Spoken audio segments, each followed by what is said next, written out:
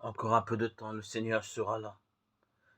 Désirons-le de tout notre cœur.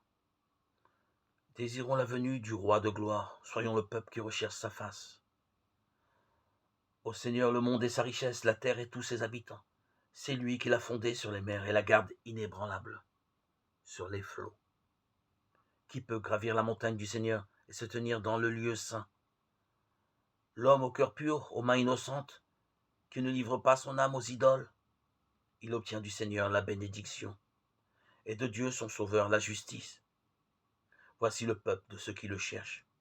Voici Jacob qui recherche ta face. Psaume 23. Nous pouvons aussi relire la prophétie d'Isaïe, chapitre 7, 13, 14. Et dans le silence, ouvrir nos cœurs à la parole de Dieu.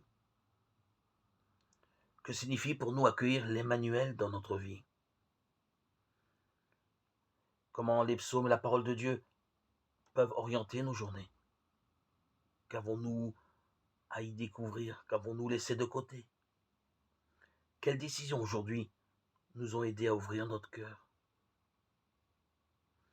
Ô clé de David, ô sceptre d'Israël, tu ouvres et nul ne fermera. Tu fermes et nul n'ouvrira.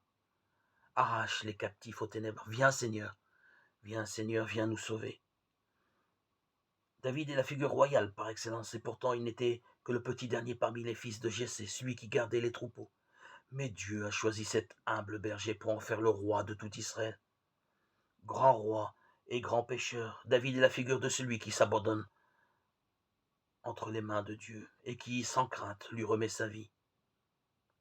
Israël, qui avait bien compris que le Messie ressemblerait à David, désirait ce roi juste.